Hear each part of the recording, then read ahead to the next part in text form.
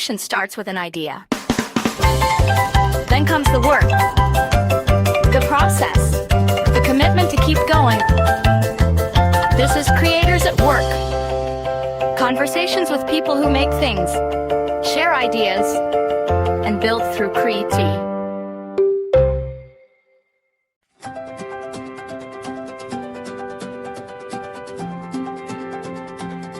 Every path starts with a question.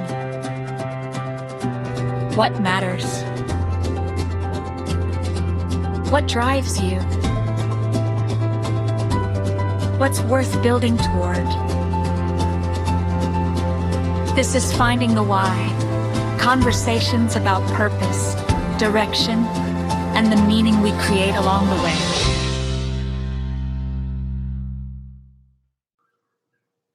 Welcome, everybody, to Creators at Work. This is Donald Dunn. I am your host, and today I've got a special guest. He's been on a few of my other shows, and I think everybody is going to be intrigued. I know I was last time, so let me introduce Mr. Jim Marshall. He is a man who has spent his life figuring out how people work and how they can work better.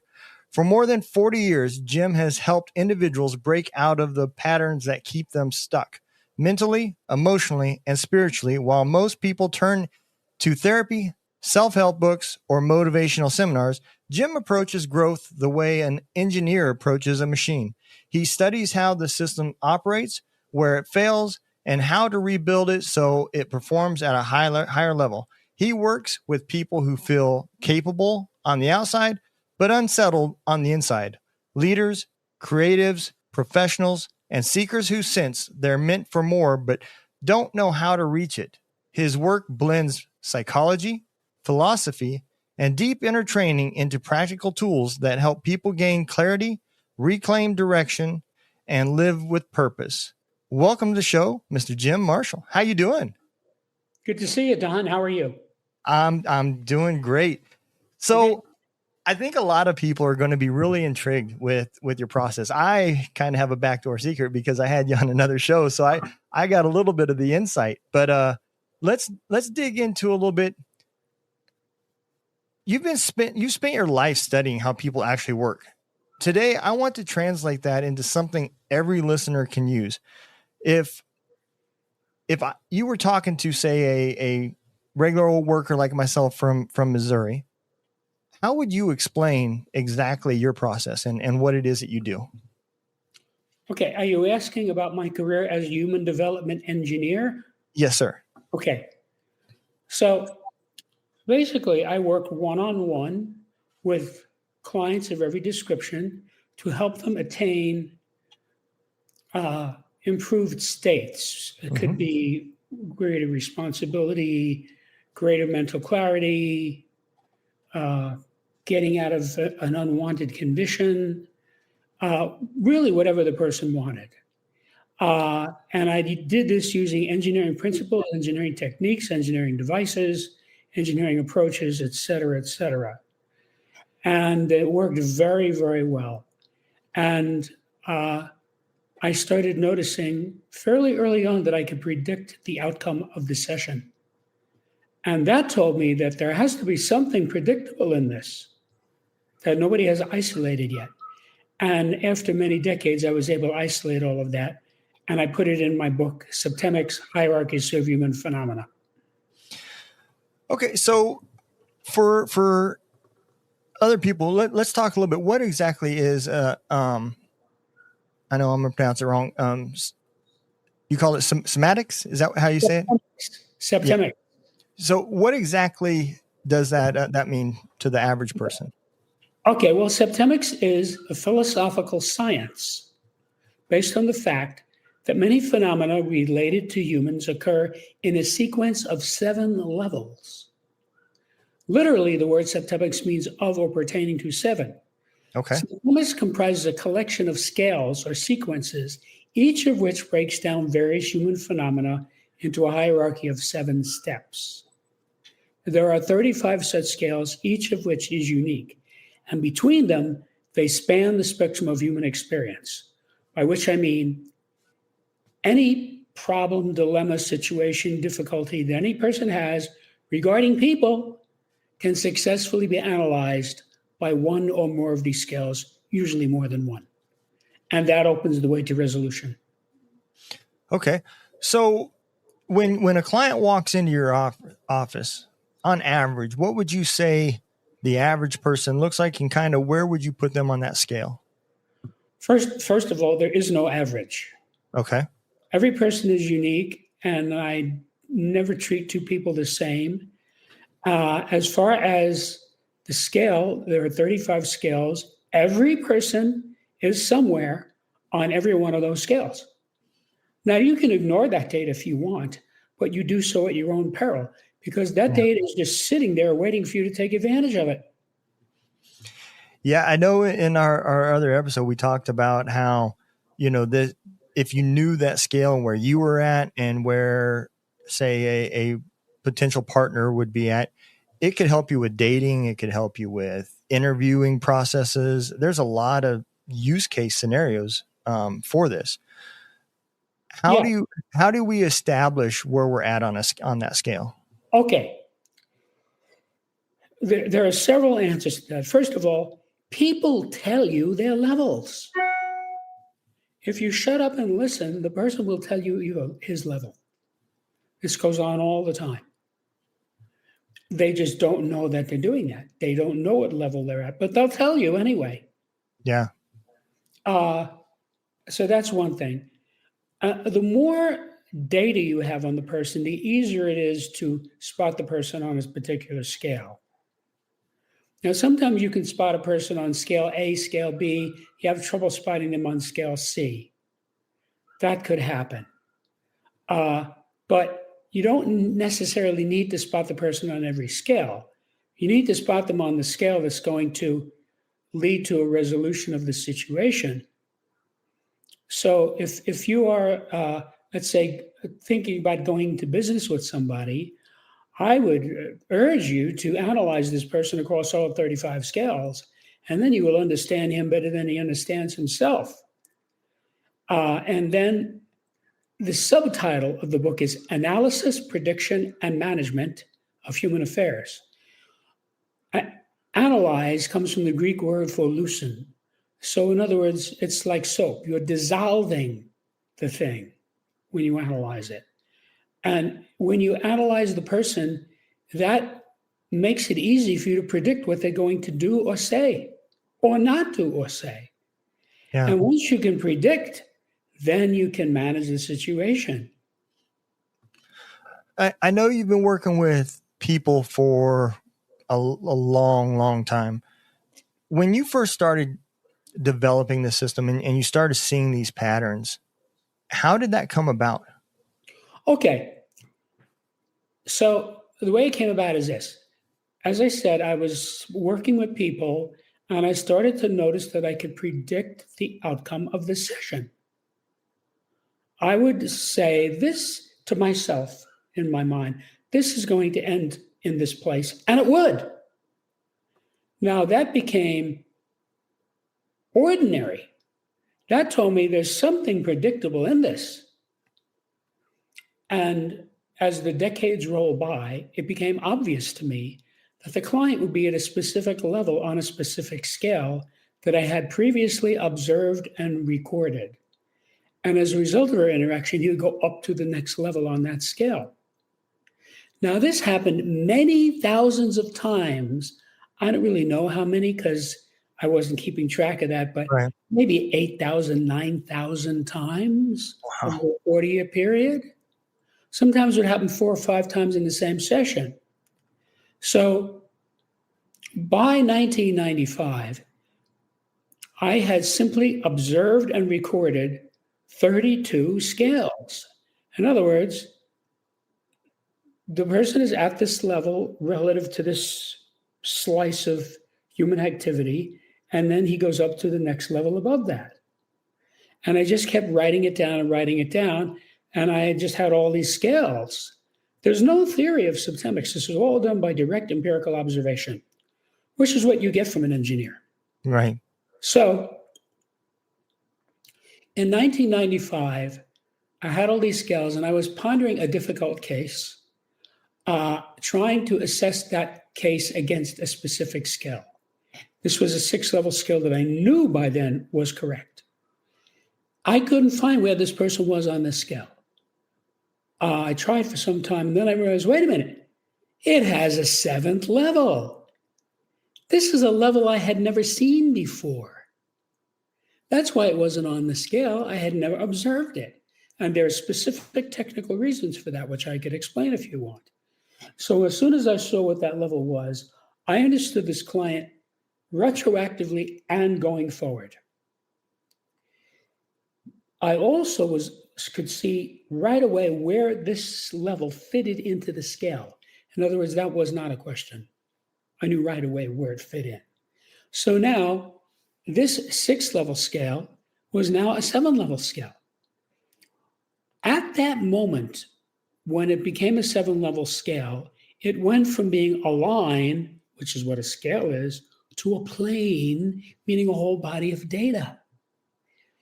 And all of these interlocking, intersecting, interacting mathematical phenomena jumped out at me. Now, for those of you who don't know mathematics, that's normal for math. That's what math is. That's how Einstein found E equals mc squared. You say, well, how did he think this up? He did it by math. He just ran the equations and he got down, as we all do, and he said, okay, E equals mc squared. Wait a minute, whoa, this is big. That's a conversion factor from energy to mass by a factor of c squared. See, that's what we do in math. Yeah. So if you're a mathematician, which I am, when math appears, you see it. So I now looked at this table that I had relative to the scale and said, whatever the hell this thing is, it's natural law because it's got math embedded in it, like the Fibonacci sequence or 3 laws of motion. So then I thought, wait a minute, I wonder how many of these other scales that I have might also be a 7-level scale that had not been developed all the way because I wasn't developing anything. I was just helping my clients and making notes. I wasn't searching for anything particular other than how to help the client. So then, knowing what I was looking for, I studied all the other scales, and in a short period of time, each of them went to 7 levels. And when it did, it manifested mathematically. So now I had 32 7-level scales, each of which corresponded to an area of human phenomena, and they all had math embedded in them. Now, having gone to school for 28 years, I never saw anything like this in any of my studies. I said, looks to me like I found a new subject here. And my next thought was, I could go from helping people by the hundreds to helping people by the millions if I put this in a book and get it out. So I'm going to have to write a book. So the first draft was finished in December of 95. And I immediately sent it in the transcript form to colleagues of mine, all of whom had graduate degrees in a variety of subjects. And they all loved it. They had differing responses, but distinctly positive responses. And that told me that this was exactly what I thought it was, which is a new subject that people would get. Now, I have to tell you, that was 30 years ago. And I've been watching people get this for 30 years. In that 30-year span, nobody has ever said to me anything like, I don't get this. This doesn't make any sense or anything like that. What a person says when he first looks at this, right, doesn't know anything about it, just opens the book at random. He looks at it and he'll say or think to himself, yeah, this makes sense. It's like the periodic table of elements. Try to remember when you first saw that when you were maybe 12 or 13 or 14. There's this big board on the wall, and it has all this data in it. It's a little overwhelming because it's big. But the more you look at it, the more sense it makes. Hydrogen is 1, helium is 2, lithium is 3, blah, blah, blah, blah, blah, it goes down. And the more you study it, the more axiomatic it becomes. In other words, to all chemists, in fact, all scientists, the periodic table is just a fact. It's a big fact. Yeah. A collection of facts. It's not debatable. And that goes to the heart of engineering, because what engineers do is we start with facts, like the acceleration of gravity near the surface of the earth is 9.8 meters per second per second. That is a fact. And we have all these facts, and then we make calculations to fit the specific context. And then from that, we can construct something that's going to work all the time for everybody. And that's exactly what I did. So the type of client, let's take a client and kind of give everybody an example, right? The type of client that would come to you, because we're now crossing engineering with psychology and all sorts of Right. other fields. Is this something that somebody with a mental illness can use to help, or is this more for somebody that's looking for self-improvement? I would say either way. Either way, okay. Basically, people would come to me with an unwanted condition or a problem or something they want to change about themselves, and they'd say, "Can you help me with this?" And I'd say, "Yes." And I would. It's not counseling. I did not tell them anything. To counsel means it's a type of talking. Right. You counsel them. It's not what I did. Actually, what I did was Socratic dialogue aided by biofeedback. Now, if you study the Socratic dialogues, it's quite clear that Socrates was eliciting an epiphany from the person he was talking to without telling him anything. Well, when you put that with biofeedback, it goes from being a horse-drawn cart to a rocket ship. And that's why I was able to figure this out, because, as an example, let's say you have a guy, he can't get along with women. So he goes to the psychologist and he says, I have a lot of trouble with women, I need some help. And he sees this nice psychologist, smart man with a PhD, an hour a week for a year. And at the end of the year, he'll probably say, Doc, I feel better about this. I'm going to try to go out and see if I can find a wife.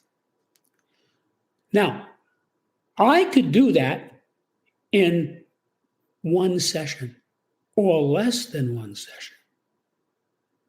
In other words, I was getting results comparable to successful therapy, but orders of magnitude faster. 100 times faster, 1,000 times faster, because of the biofeedback, the way I used the biofeedback, because I could track the guy's thought process right down into his subconscious and ask him the right question. And very often it's a question he may never even have thought of. But it was the right question because the biofeedback told me that before I asked it. I never asked the question unless I knew that was the right question. And the biofeedback just told me. So I just, did that, and the client would have a big realization or a series of realizations and be very happy with it.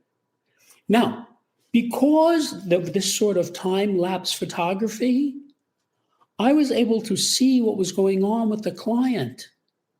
You look at a rosebud and they show you in time lapse, it becomes a full rose, right? Yep. That's what was happening to me with these clients.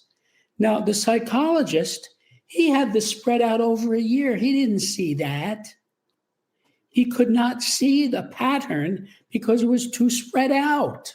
Yeah. I could see it because it just went right in front of me.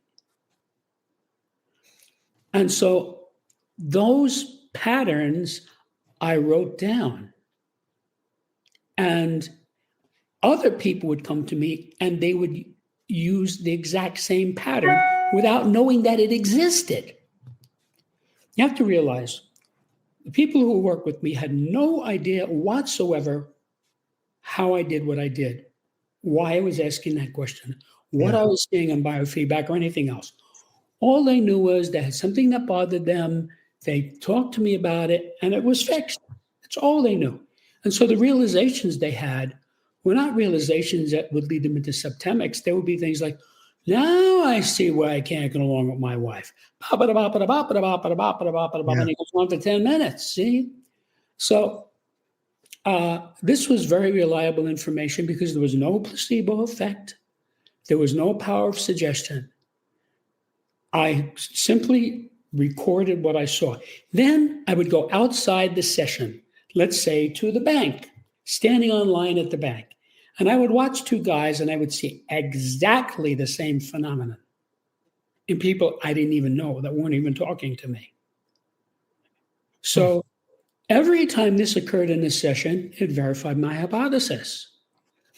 So when I had this epiphany, sort of, when the 6th level scale went to the 7th level scale, and then I looked at all the others, and they all went to 7th level, that was the beginning of septemics. Yeah.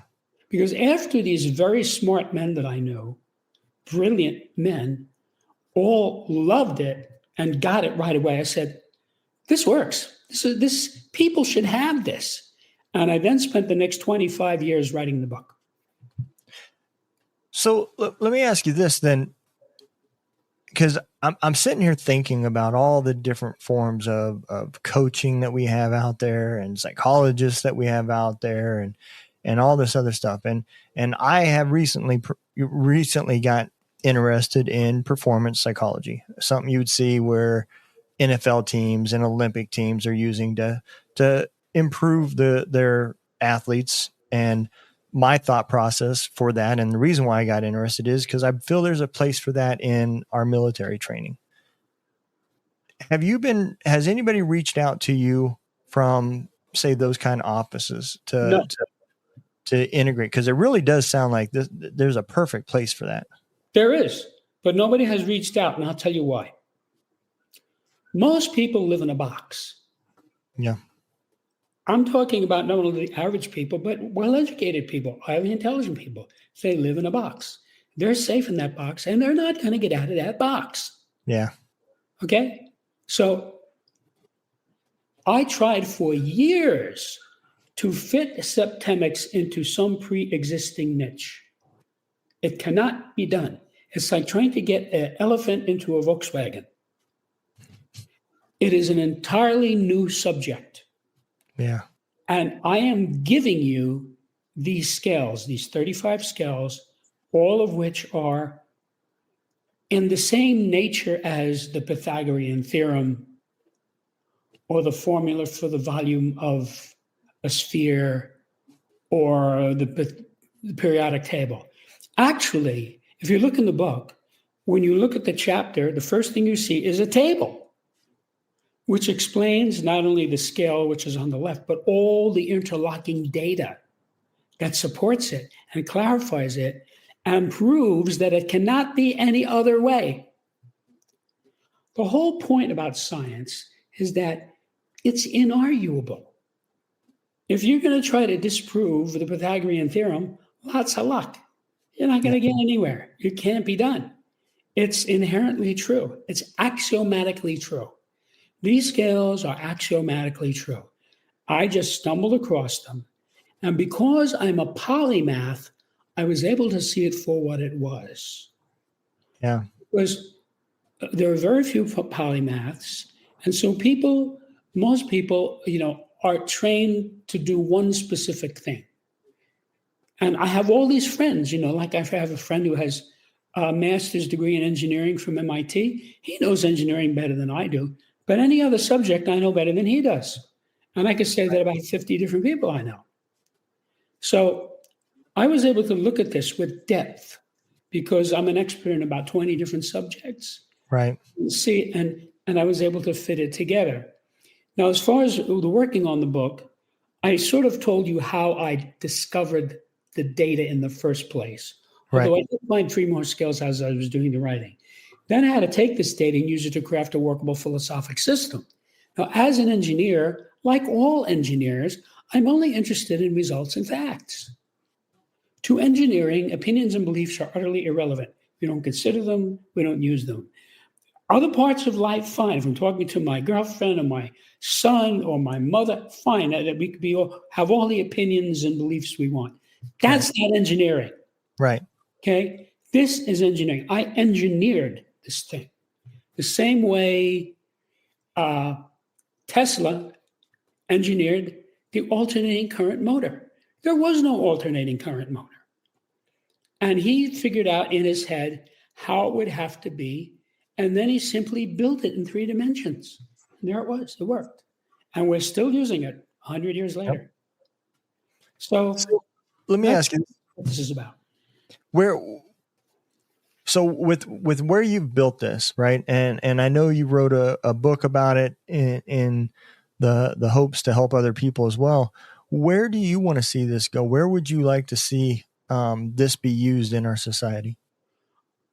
Well, ideally, I would like all the people who would like to improve themselves or others or both have this book and use this book for that purpose.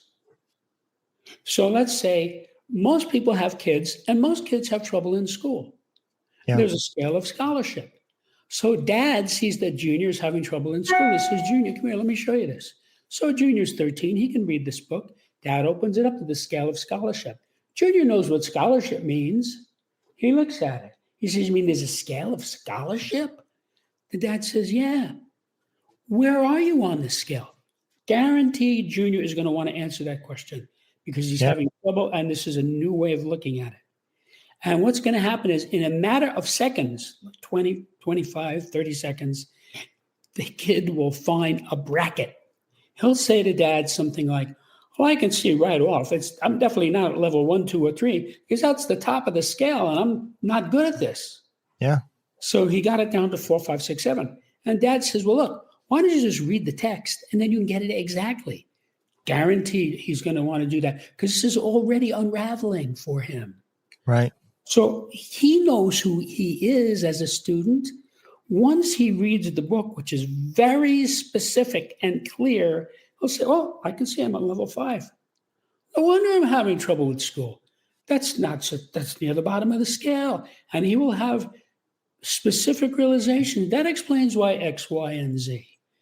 Yeah. And that proves that he found the right level because the way this works is when you find the right level, whether it's for yourself or another, you necessarily have an insight. That's how you know you found the right level. Yeah. I mean, I think with this, exactly what you said, it's important. One, as soon as you start realizing, hey, I fit on this scale somewhere between 0 and 50, the first thing I want to know is where am I at on it? That's right. And no different than if I'm in the woods somewhere and I realize I'm lost and I know where I want to go. I just don't know how to get there. And the reason why I don't know how to get there is because I don't know where I'm at. That's right. The first thing you have to do is find out where are you at? And then you can start figuring out how to get to where you want to go. That's right. So yeah, that makes perfect sense to me as well. And I think people are naturally competitive. I mean, we see that in marketing, we see that in all sorts of places.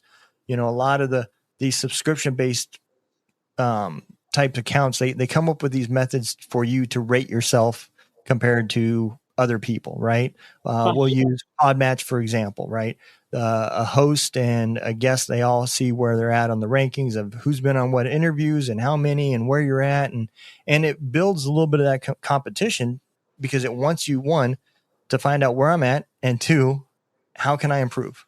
And with that scale type system, you're going to naturally get those curiosities. So, right. And let me draw a distinction here. I want to draw a distinction between curiosity and competition. I tell everyone, never tell anyone the level of any living person on any one of these scales. To do so is counterproductive and unethical. Yeah. In the first place, people don't like to be evaluated. Yeah, you're right. Like the wife goes to the husband and says, what's wrong with you? You're not ambitious enough. You need to get a second job. That's not helping him. That's just making him think about getting a divorce. Yeah.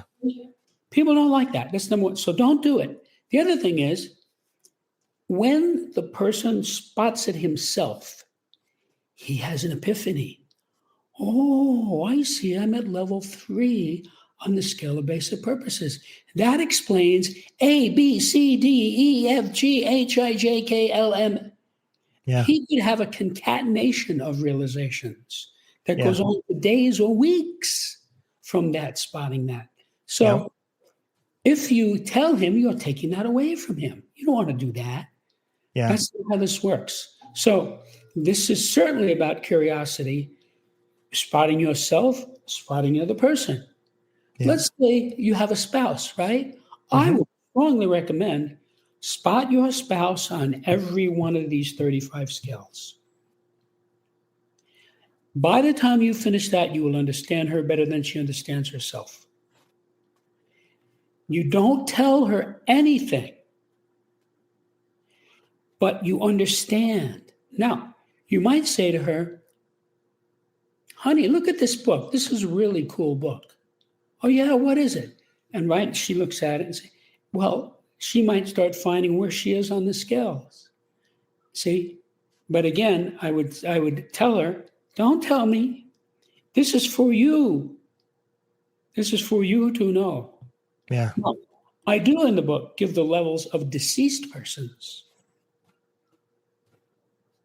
because really no harm is done in doing that. And illuminating, like he can tell you that on the scale of basic purposes, Jesus was at level 1, Alexander Hamilton was at level 2, George Washington was at level 3, et cetera, et cetera. And so, because people know these people, and it gives them a grip on what that level is about. Right. Let me ask you this. Do you think, so once you discover where you're at on the scale, right? Is there also a method to show you how to improve, or? Yes. Okay. Absolutely. There's a whole section in the book about that. There's a section about how to improve yourself up to the next level. And there's another whole section about how to improve another person up to the next level. Now, there's 3 basic ways that this material is useful to everyone. In the first place, each of these 35 skills provides the user with an infallible way of determining the salutariness or the beneficialness of any group, individual, or activity. If the group, individual, activity moves persons up the scale, it's beneficial or positive. If it moves them down, it's detrimental or negative. So I am giving you a yardstick by which to measure human affairs, which is an entirely new thing. Secondly, as I said, when you spot the level, whether it's of you or another, you get it correctly, you have an epiphany right away, right? So let's say your mother-in-law bothers you, right? Drives you nuts. She's always telling you, oh, don't cook that, cook this, and don't wear that shirt, and you should cut the lawn, right? Kind of. So you say, well, let me see where she is on the scale of control. See, that's a control manifestation. And you get down to level 6 and say, wait a minute, this is exactly how she behaves.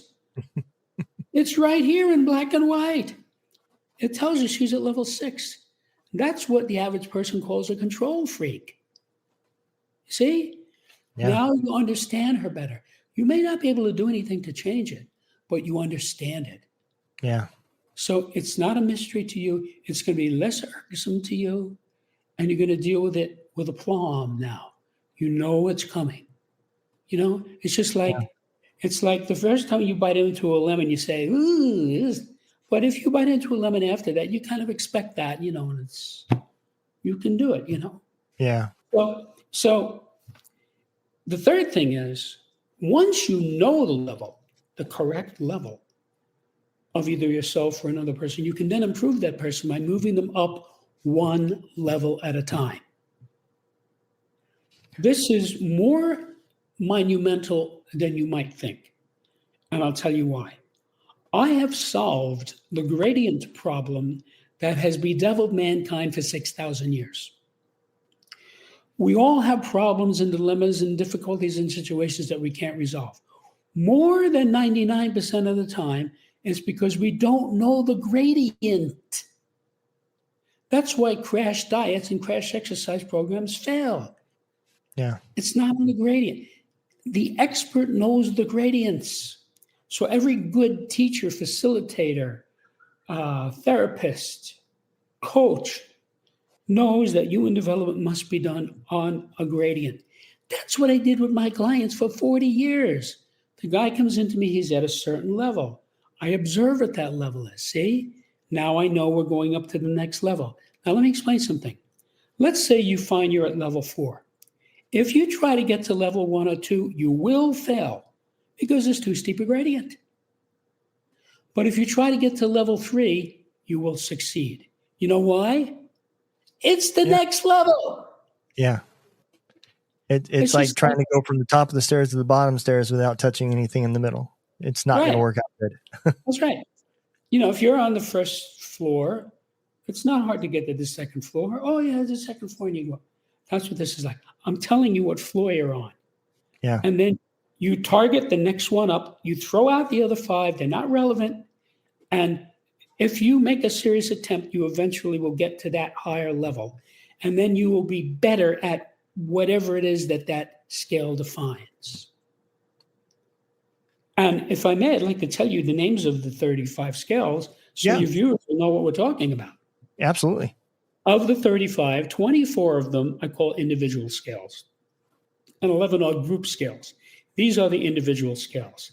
The scale of basic purposes, the scale of personal influence, the scale of choice, the scale of permeation, the scale of thought, the scale of identity, the scale of evaluation, the scale of motivation, the scale of control, the scale of stopping, the scale of scholarship, the scale of literacy, the scale of human ability, the scale of memory, the scale of spiritual identity, the scale of mental deletion, the scale of aberration, the scale of physical fitness, the scale of justification, the scale of belief, the scale of equanimity, the scale of attack, the scale of conflict, and the scale of reaction. And these are the group scales: the scale of relationships, the scale of life spheres, the scale of government, the scale of civilization, the scale of survival, the scale of management, the scale of exchange, the scale of communication, the scale of allegiance, the scale of sexuality, and the scale of politics.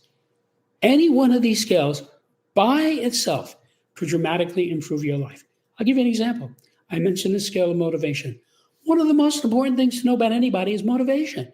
Yeah.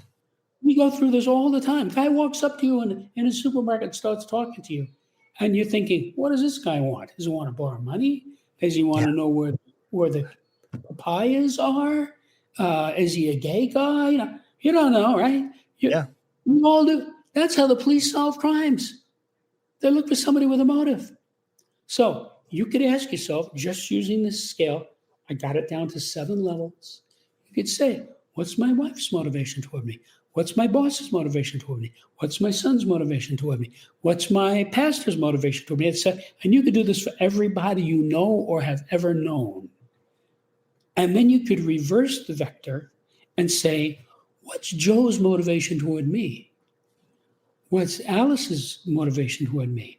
Or the other way, what's my motivation toward Alice?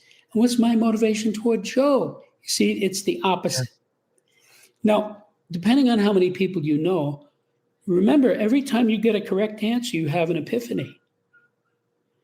You will have had, by the time you finish this, something like 500 insights, which means your mind will be greatly clarified, especially on the subject of motivation.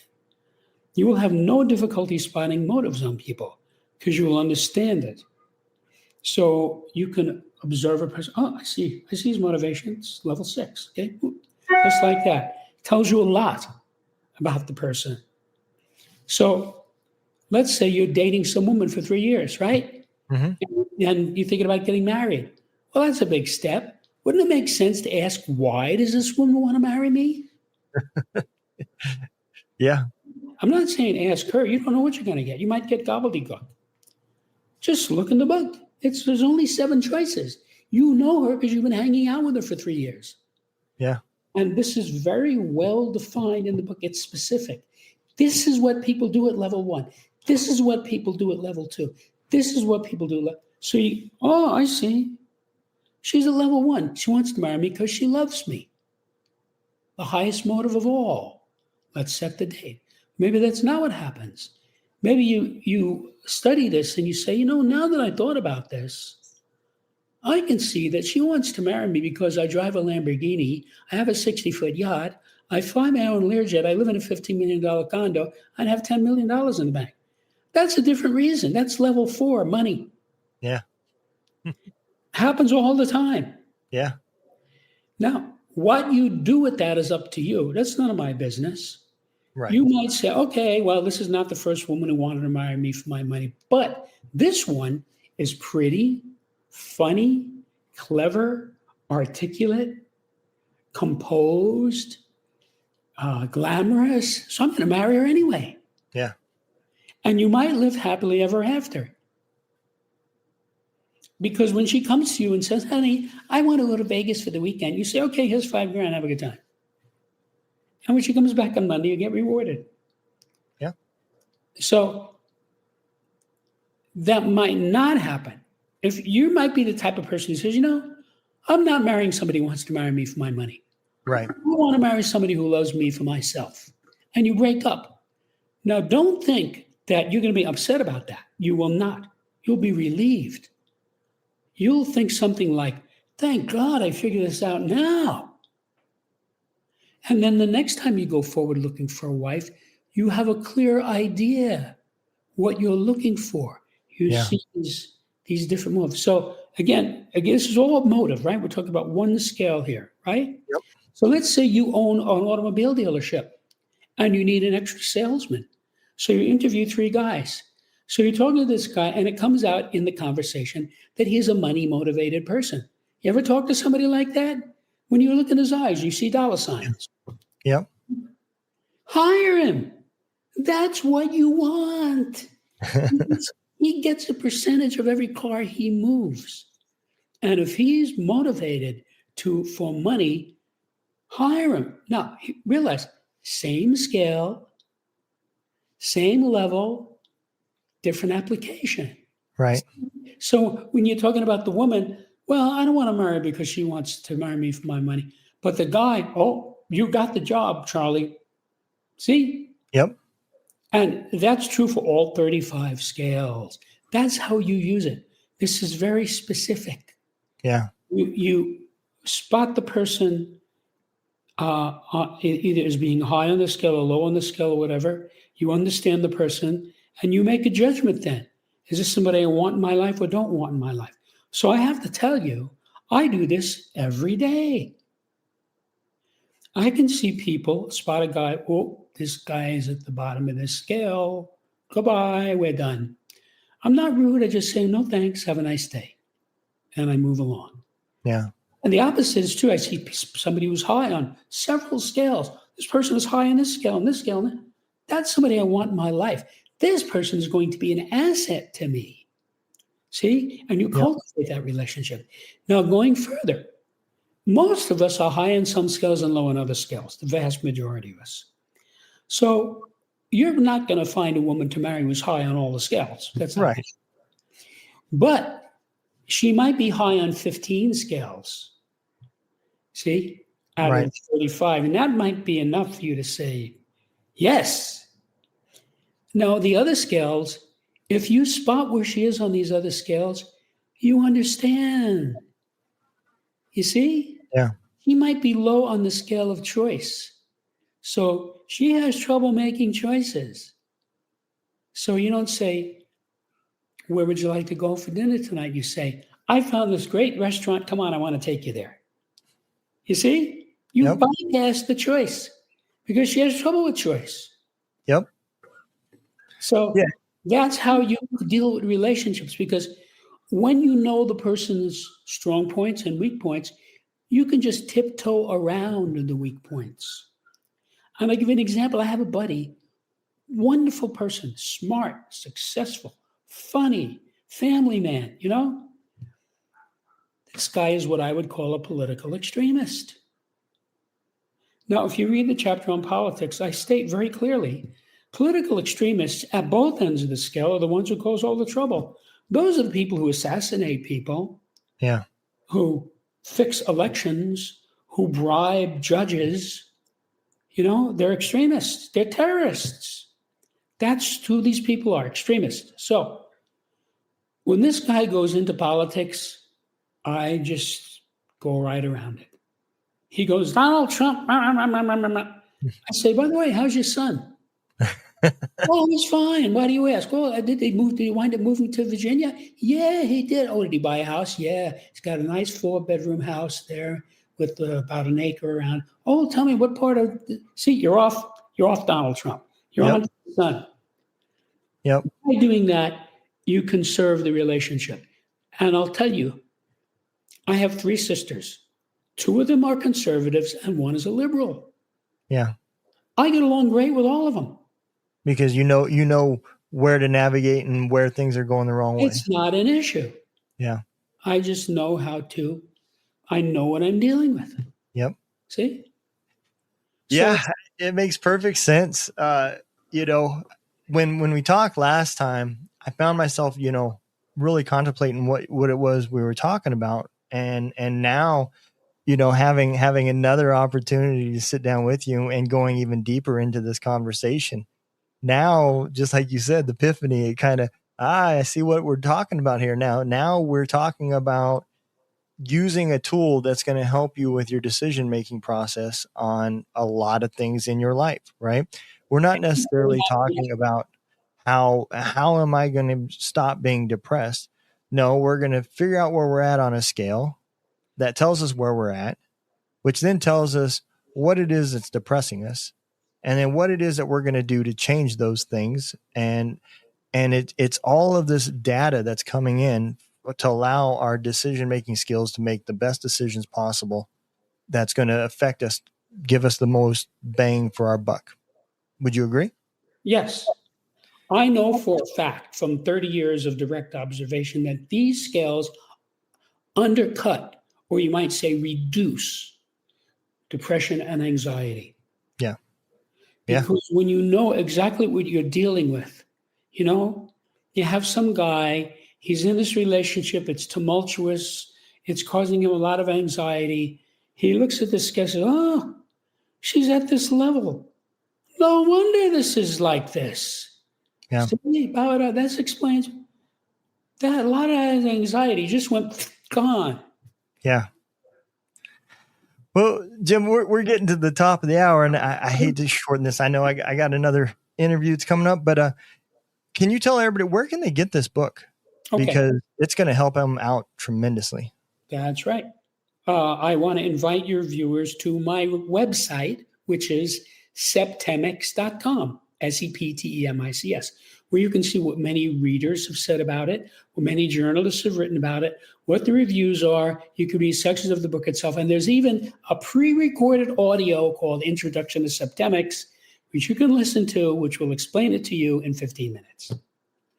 Awesome. And then it's very easy to find. You get it on Amazon, Barnes and Nobles. You just put the word Septemics in the search engine, and you'll get 1,000 different people selling the book. Awesome. I will make sure that we get the links put in. I want all of you guys to go check out the book and leave reviews. When you read his book, leave a review. Let him know what it is that you learned and how that's helped you and all these good things, because that data is going to help further this research, and maybe another reader who reads that review, it might make things click for them too. So make sure you leave the reviews. It helps all authors with the algorithms, and that book's going to in return help you and pay dividends for you. So I appreciate all of y'all tuning in. I hope you have a great day. Be safe, and we'll see you next time.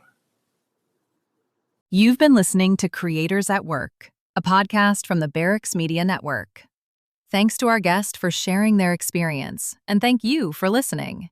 Discover more creative conversations across the Barracks Media Network. We'll see you next time. You've been listening to Finding the Why, a podcast from the Barracks Media Network. Thanks to our guest for sharing their perspective, and thank you for listening. Explore more conversations about purpose and growth across the Barracks Media Network.